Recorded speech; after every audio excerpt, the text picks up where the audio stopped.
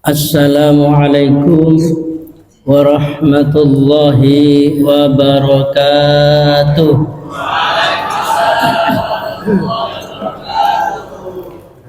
Bismillahirrahmanirrahim. Alhamdulillahi rabbil alamin. Wassalatu wassalamu ala asrafil anbiya wal mursalin wa ala alihi wa sahbihi ajma'in, amma ba'du. Hadratul kiram wal kurama wal alim wal ulama yang sangat taati kepada Ketua Takmir Masjid Bapak Haji Qadir yang kula hormati beserta staf-stafnya dan para jamaah, bapak-bapak, ibu-ibu yang sangat dimuliakan oleh Allah Subhanahu wa taala. Alhamdulillah, di pagi hari ini kita diberikan oleh Allah Subhanahu wa taala suatu kenikmatan, yaitu nikmat iman, Islam, terutama kesehatan, sehingga kita bisa melaksanakan ibadah rutin, yaitu ibadah sholat subuh berjamaah. Mudah-mudahan dengan barokahnya ibadah sholat subuh kita dijadikan hamba-hamba yang taat kepada Allah, jadikan orang-orang beriman dan bertakwa kepada Allah Subhanahu wa taala. Salawat serta salam kita tujukan kepada junjungan kita Nabi besar Muhammad sallallahu alaihi wasallam yang telah membimbing kita semua, khususnya umat Islam, dari alam kegelapan menuju agama Islam, agama yang diridhoi oleh Allah Subhanahu wa taala. Dan kelak kita berharap syafaatnya dari beliau di akhirat nanti. Hadirin yang dimuliakan oleh Allah Subhanahu wa taala, di sini saya akan membacakan kitab Arba'in Nawawi. Kitab Arba'in Nawawi ini adalah kumpulan dari hadis-hadis pilihan yang dikarang oleh Imam Nawawi Al-Bantani. Di sini beliau mengatakan kalau kita bisa mengamalkan dari hadis-hadis ini, maka kita akan dijamin oleh Allah Subhanahu wa taala masuk surganya Allah Subhanahu wa taala. Amin amin ya rabbal alamin. Hanya ada 40 hadis yang di dalam kitab ini, tapi yang saya terangkan hanya satu, enggak semua Pak, waktunya enggak cukup nanti. Yang saya terangkan hanya satu di sini. Alhamdulillah, di tahun baru ini, tahun Islam ini, kita bisa nantinya bisa memperbaiki apa yang amalan kemarin yang belum sempat kita laksanakan di tahun ini, mudah-mudahan bisa kita laksanakan. Mungkin tahun kemarin kita belum maksimal mengamalkannya, mungkin dimulai tahun baru ini kita bisa maksimal mengamalkannya.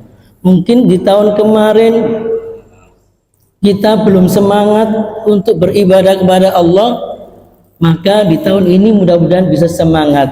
Tapi semua itu karena adanya dengan niat yang baik. Tapi kalau tidak ada niat yang baik, insya Allah gak akan tersampaikan. Amal apapun yang kita kerjakan gak akan bisa terlaksanakan, dan sia-sia apapun amal tersebut kalau kita tidak dengan niat yang baik. Rasulullah SAW telah bersabda dalam hadisnya yang diceritakan dari Umar bin Khattab radhiyallahu anhu, qala sami'tu Rasulullah sallallahu alaihi wasallam yaqulu innamal a'malu binniyat wa innama likulli imri'in ma nawa faman kana hijratu ila Allahi wa rasulihi fa hijratu ila Allahi wa rasulihi wa man kanat hijratu ila dunya yusibuha aw imra'atin yankihuha fa hijratu ila ma hajara ilaihi Rawahu Imam Al-Muhadditsina Abu Abdillah Muhammad ibn Ismail ibn Ibrahim bin Mughirah bin Bardizbah Al-Bukhari wa Abu Husain Muslim bin Khajaji bin Muslim Al-Qushairi An-Naisaburi fi sahihaihima alladhina as-sahih kutubi musannafati. Jadi hadis ini termasuk hadis sahih.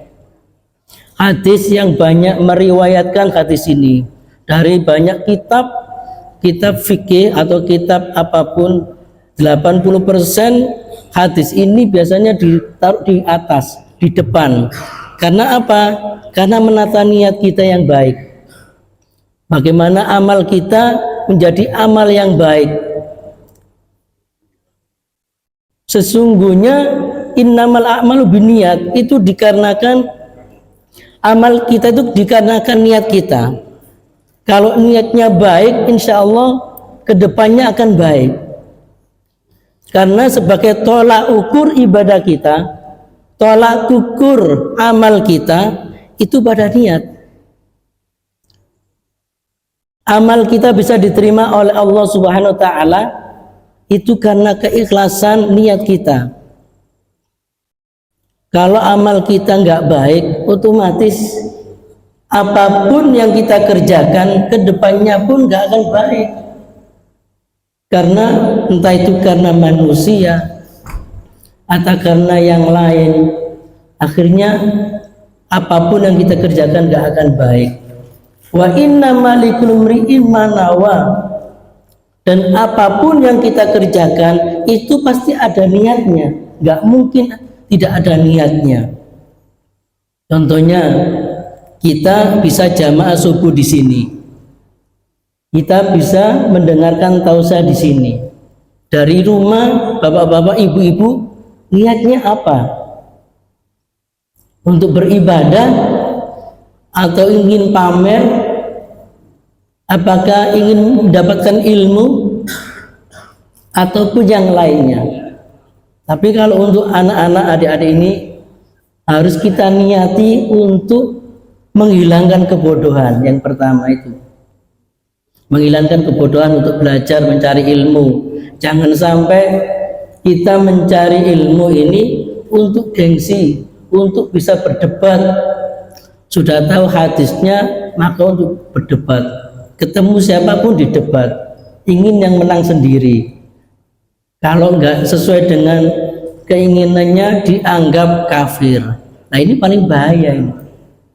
Maka dari itu kita harus menjaga niat kita.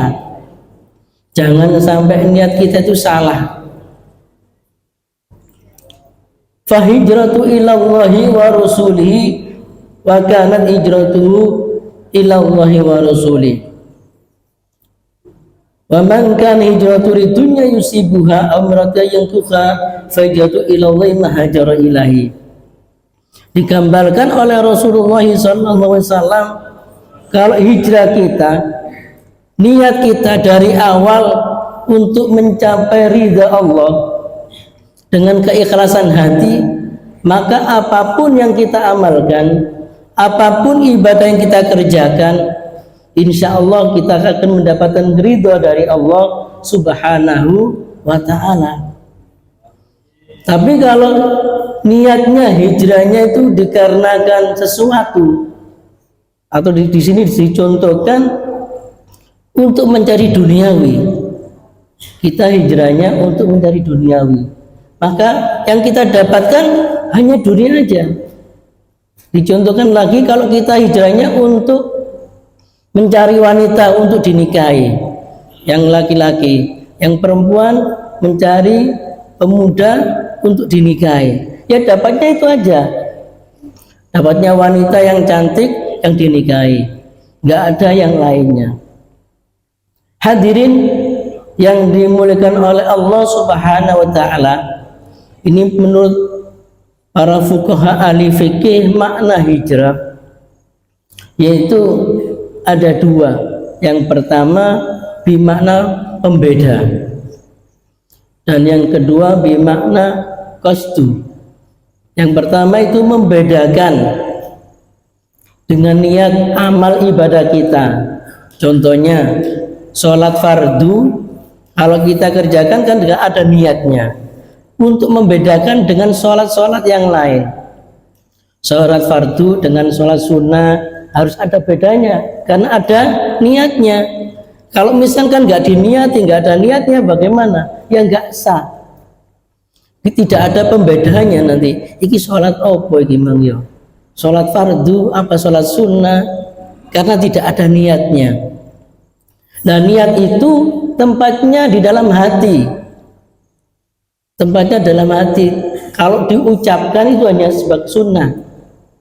Ada yang mengatakan nggak wajib diucapkan, tapi kalau jadi imam ya wajib diucapkan. Misalkan jadi imam subuh tadi, itu sunnahnya diucapkan. Karena apa? Yang nggak tahu biar tahu. Oh ini sholat subuh Mas Sudan. Oh ini sholat sunnah.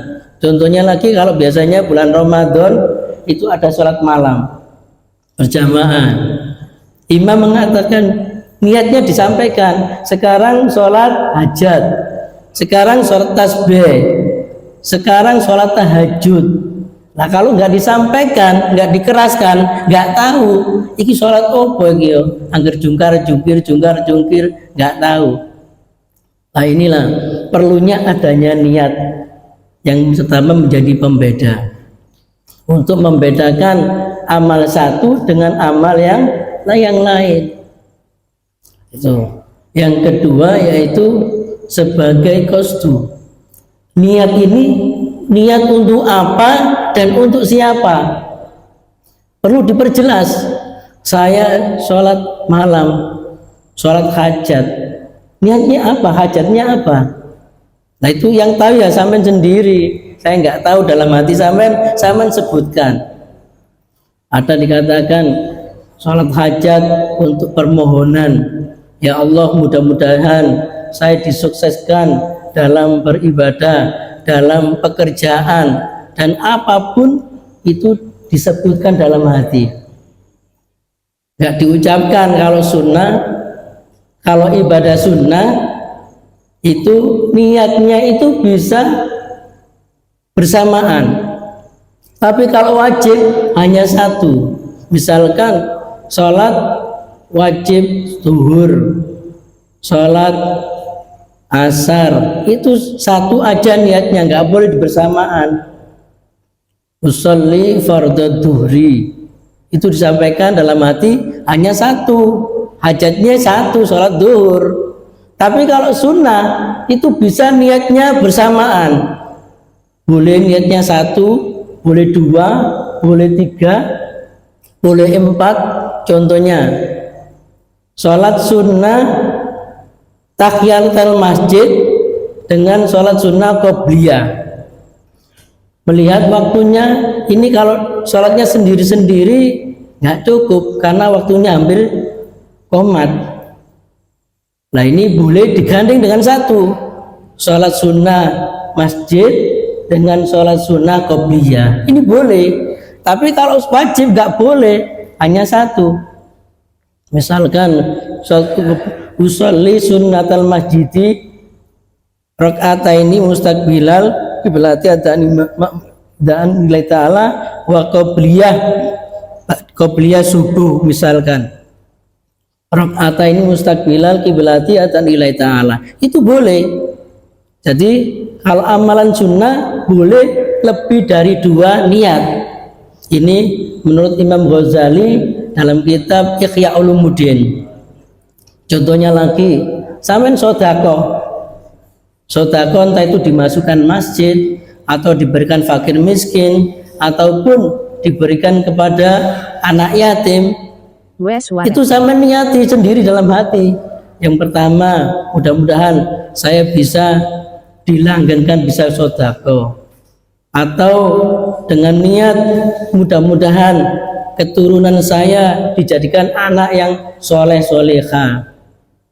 Boleh juga ditambahi niatnya, mudah-mudahan usaha saya menjadi orang yang sukses, lancar. Itu boleh, kan sedekah itu sunnah. Dengan niat banyak itu boleh, 1, 2, 3 boleh. Misalkan zaman sodako, waktu di masjid sini ada khatmil Quran, saya sodako, Haji Kadir, niat saya ini, disebutkan atau tidak disebutkan boleh, karena ini niat sunnah. Karena niatnya itu ada di dalam hati. Tapi kalau biasanya disebutkan, Pak tolong disebutkan ya, saya punya usaha ini mudah-mudahan sukses. Saya tolong disebutkan, saya punya anak supaya jodohnya ketemu jodohnya, atau yang lain-lainnya. Nah ini amalan sunnah, boleh disebutkan satu persatu, itu boleh. Tapi kalau amalan wajib nggak boleh, hanya satu ya satu. Amalan wajib seperti contohnya umroh ataupun haji. Saya niat haji, ya diniatkan haji, nggak bisa niat yang lain. Ini adalah menata niat. Mudah-mudahan kita bisa dijadikan niat kita itu yang baik.